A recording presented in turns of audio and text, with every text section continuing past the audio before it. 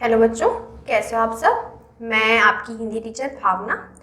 तो बच्चों, हम लोग आज पढ़ेंगे कक्षा 6 का लेक्चर नंबर 2 और अध्याय 3 अच्छे नागरिक। हमने इसी श्रेणी के प्रथम लेक्चर में शब्दार्थ और पाठ पठन कर लिया था। तो जब हमने इसका पाठ पठन किया था तो हम लोगों ने क्या जाना था?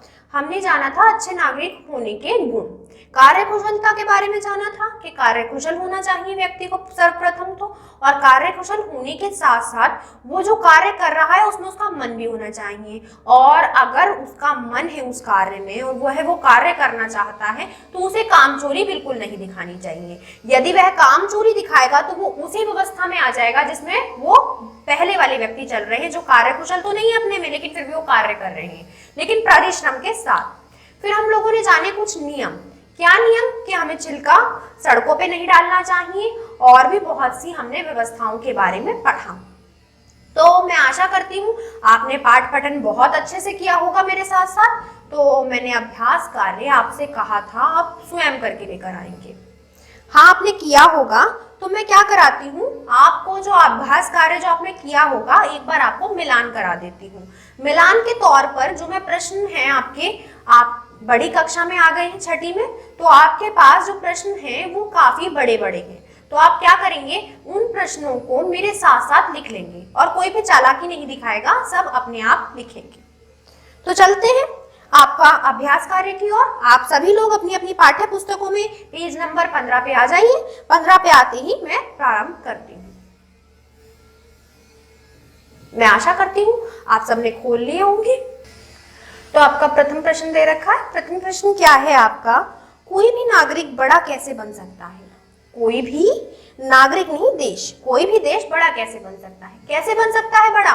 आप क्या करेंगे, इसी के आगे उत्तर लिख लीजिए, या फिर अपनी अपनी पाठ्य पुस्तक के साथ साथ अपनी अपनी कॉपियां भी निकालिए, और कॉपियों में क्या करिए, प्रश्न की जगह खाली छोड़ दीजिए और उत्तर जो मैं बोल रही हूँ वो है आप लिख लीजिए।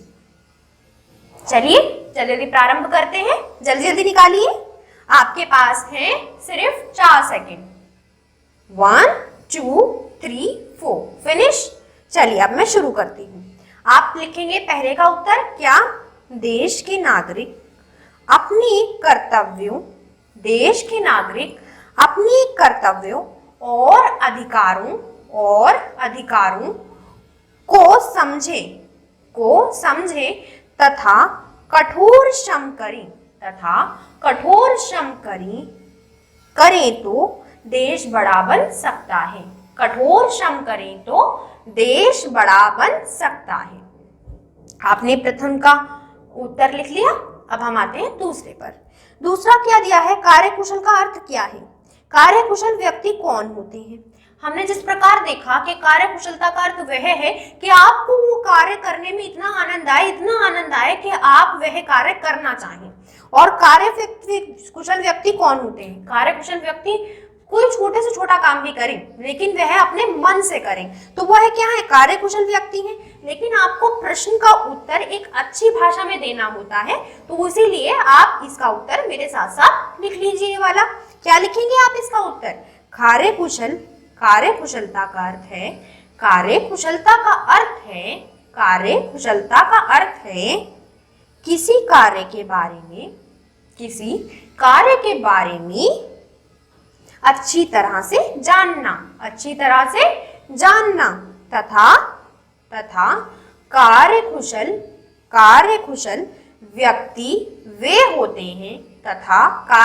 व्यक्ति वे होते हैं जो अपने काम के बारे में पूरी जानकारी रखते हैं, तथा कार्यकुशल व्यक्ति वे होते हैं जो अपने कार्य की पूरी जानकारी रखते हैं और उसमें प्रेरित होते हैं।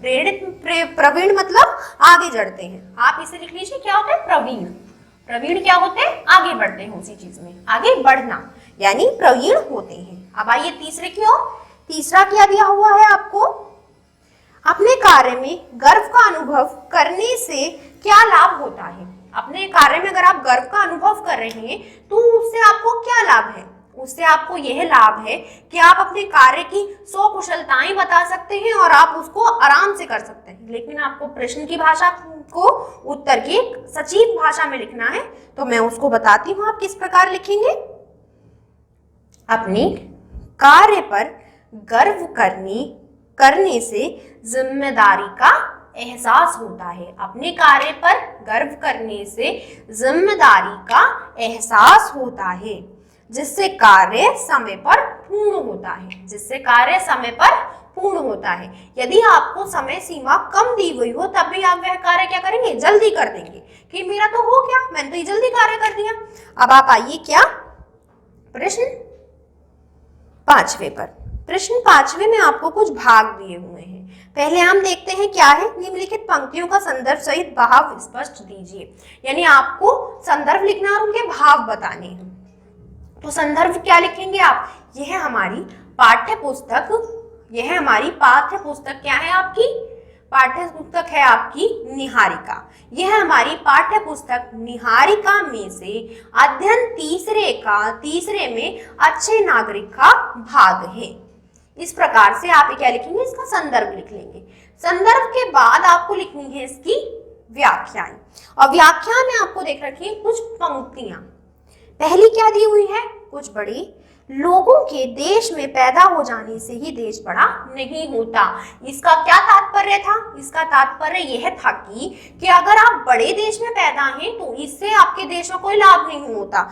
इससे लाभ होता है क्या, कि आप उस देश को बड़ा बनाने के लिए लगे रहें और अच्छे से लगे रहें। तो आप क्या लिखेंगे इसका, कोई भी देश बड़ा तब बनता है जब उसके नागरिक कार्य कुशल हों। कोई भी देश बड़ा तब बनता है जब उसके नागरिक कार्य कुशल हूं। फिर आते हैं हम दूसरे की ओर। दूसरा क्या दिया है, कार्य कुशल लोगों के देश में पैदा हो जाने से ही देश बड़ा नहीं हो सकता। ये हमने पहले का कर लिया। अब हम दूसरा देखते हैं। कार्य कुशल व्यक्ति अपने कार्य में गर्व का अनुभव करता है। कार्य कुशल व्यक्ति अपने कार्य में गर्व का अनुभव करता है, करेगा ही, क्योंकि वो क्या है, उस कार्य में कुशल है। तो इसका मतलब क्या है, कोई भी कार्य कुशल व्यक्ति अपने कार्य में गर्व का अनुभव इसलिए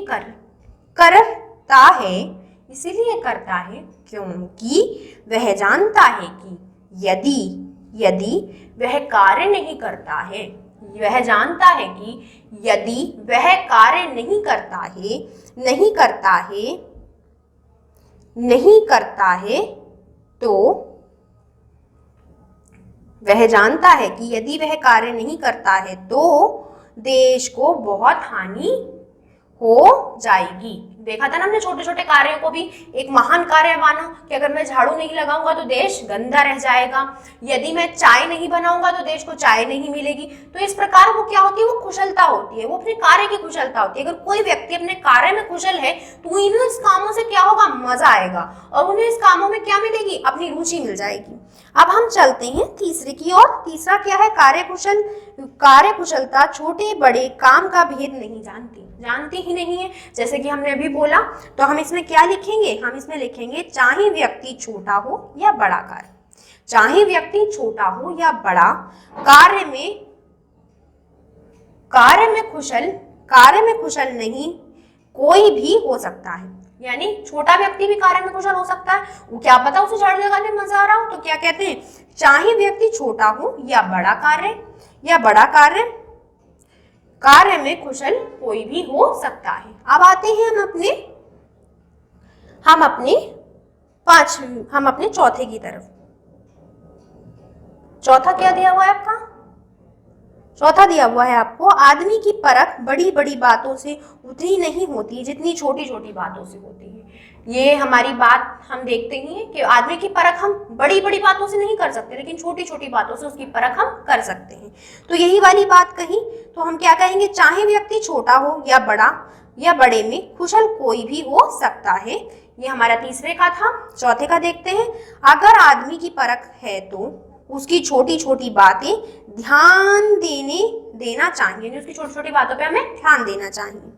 फिर आते हैं हम अपने पांचवे की तरफ। छोटा सा छेद बड़े से बड़ा जहाज को डुबो देता है। यानी कि एक छोटा सा यानी आप क्या कर रहे हैं, आप एक कामचोरी दिखा रहे हैं, यह भी क्या है, गलत बात है। वो क्या करेगा, वो पूरे जहाज को डुबो देगा, यानी कि छोटे से छोटा छेद बड़े से जहाज को डुबो देता है। तो यानी कि अगर आप कार्य कुशलता नहीं है या आप परिश्रम नहीं कर रहे तो ये क्या है, ये भी आपके लिए हानि है। अब देखते हैं छठे पर, छोटी छोटी बातों की अपेक्षा क्यों नहीं करनी चाहिए। छोटी छोटी बातों की अपेक्षा क्यों नहीं करनी चाहिए, क्योंकि क्या होता है, छोटी छोटी बातें क्या होती हैं, बड़ी बन जाती हैं। तो आप क्या लिखेंगे, इसकी छोटी छोटी बातों की अपेक्षा क्यों की जगह लिखेंगे इसलिए नहीं करनी चाहिए क्योंकि छोटी बातें ही आगे चलकर बड़ी बन जाती हैं, क्योंकि छोटी बातें ही आगे चलकर बड़ी बन जाती है। अब हम लोग आते हैं आपके पेज, आप पलट लीजिए, पेज पलटने के अनुसार आपके पास क्या आएगा, 16 पेज नंबर आएगा और फिर हम शुरू करते हैं।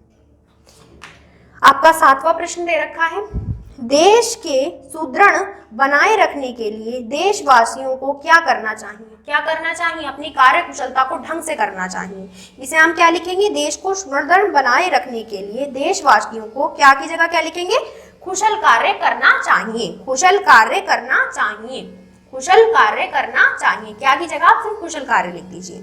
फिर आते हैं हम 8वीं की तरफ, प्रकृति का नियम क्या है, पाठ के आधार पर लिखिए। प्रकृति का नियम क्या है, प्रकृति का नियम है क्या, सतत नियम।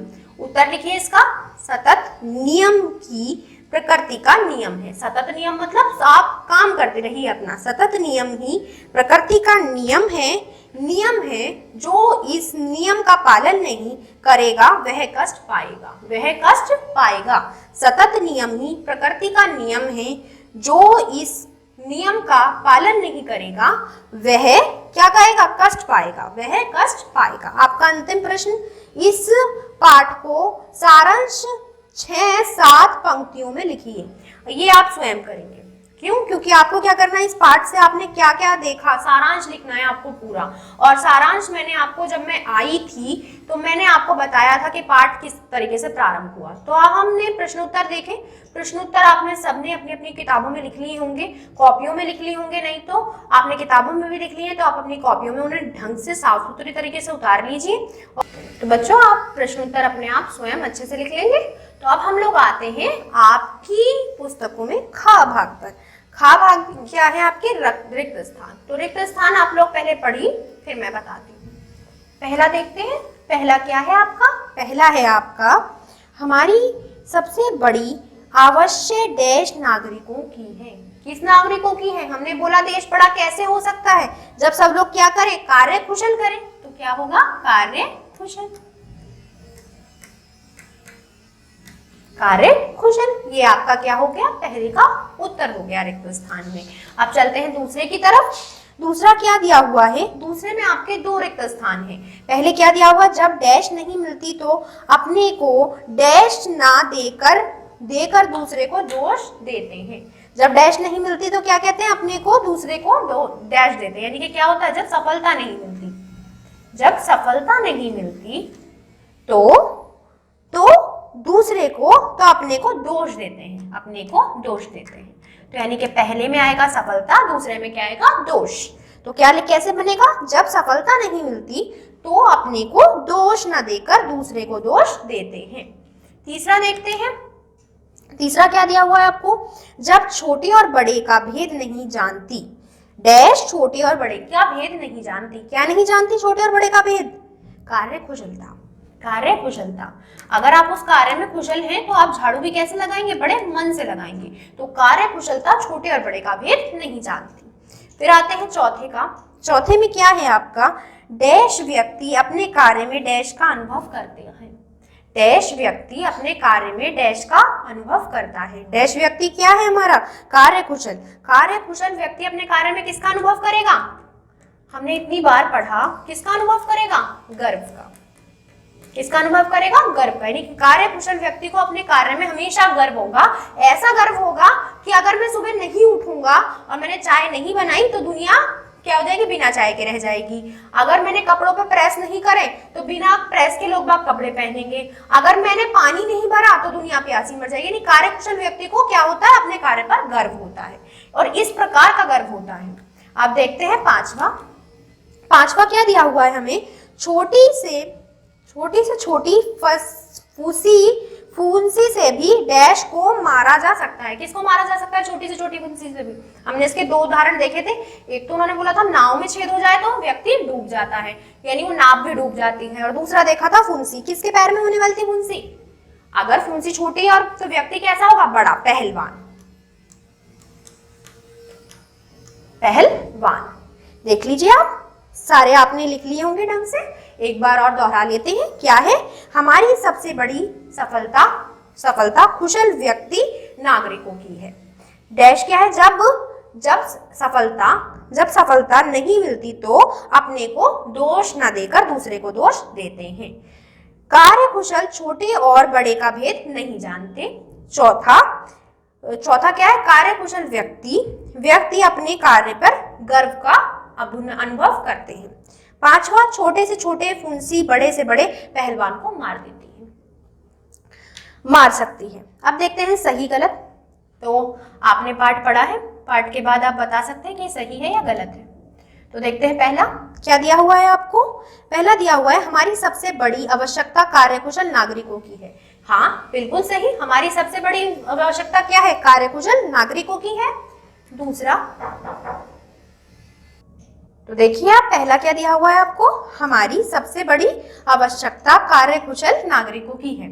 तो हमारी सबसे बड़ी आवश्यकता क्या है? कार्यकुशल नागरिकों की है, सही है। दूसरे पे आते हैं, कार्यकुशल छोटे बड़े का भेद नहीं जानती। यह भी क्या है? यह भी आपका क्या है? कार्यकुशलता छोटे बड़े का भेद नहीं जानती। यह भी क्या है? यह भी आपका सही है कि कार्यकुशलता छोटे बड़े का भेद नहीं जानती है। फिर आते हैं हम अपने तीसरे की तरफ। तीसरा हमें क्या दे रखा है? कार्यकुशलता का तीसरा अंग परिश्रम है। कार्यकुशलता का तीसरा अंग परिश्रम है, हमारा चौथा है, ये जो कि क्या है? सही है। पहले तीसरा देखते हैं। तीसरा क्या है? कार्यकुशलता व्यक्ति को अपने कार्य में गर्व का अनुभव नहीं रहता। क्यों नहीं रहता? उसे तो बहुत गर्व का अनुभव रहता है, हमने देखा था चौथे अपने उसमें। अब देखते हैं पांचवा क्या है हमारा? सतत परिश्रम व्यक्ति को आगे नहीं ले जा सकता। अरे हमने ये तो अभी भी पढ़ा, सतत परिश्रम क्या कर सकता है? व्यक्ति को आगे ले जा सकता है। ये भी क्या है? गलत है। छठा देखते हैं। छठा क्या है हमारा? आदमी परख बड़ी बड़ी बातों से नहीं, छोटी छोटी बातों से नहीं। आदमी की परख ना बड़ी बड़ी बातों से ना छोटी छोटी बातों से, ये भी गलत है। बड़ी बड़ी बातों से नहीं, छोटी छोटी बातों से होती है। तो हमारा क्या रहा? पहला आपका सही है, दूसरा आपका सही है, तीसरा गलत है, चौथा सही है, पांचवा गलत है, छठा गलत है। तो आपका क्या दिया हुआ? पहला हमारी सबसे बड़ी आवश्यकता कार्यकुशलता नागरिकों की है, सही। दूसरा कार्यकुशलता छोटे बड़े का भेद नहीं जानती, गलत। कार्यकुशलता छोटे बड़े का भेद नहीं जानती, दूसरा क्या है आपका? गलत है। कार्यकुशलता छोटे बड़े का भेद नहीं जानती। कार्यकुशलता व्यक्ति अपने कार्य में गर्व का अनुभव करता है। अनुभव नहीं करता है, करता है, लेकिन ये क्या कह रहे हैं? नहीं करता है। तो ये क्या है? गलत है। चौथा क्या है आपका? कार्यकुशल व्यक्ति का तीसरा अंग परिश्रम है, यह भी आपका सही है। फिर हम लोग आते हैं आपके पांचवी की तरफ। सतत परिश्रम व्यक्ति को आगे नहीं ले जा सकता। ले जा सकता है, ये भी आपका क्या है? गलत है। फिर आता है आपका आदमी की परख बड़े बड़े बातों से नहीं, छोटे छोटी बातों से होती है। ये भी क्या है आपका? ये आपका सही होता है, छोटी छोटी बातों से होती है, उन्होंने बोला नहीं होती, तो ये आपका क्या है? गलत है। तो आपके सही गलत हो गए। अब हम लोग चलते हैं आपकी भाषा शैली की तरफ। तो बच्चों इस पार्ट में हम लोगों ने क्या देखा कि अब हमारे आगे आती है भाषा शैली। तो भाषा शैली देखिए, अब तक हमने क्या किया?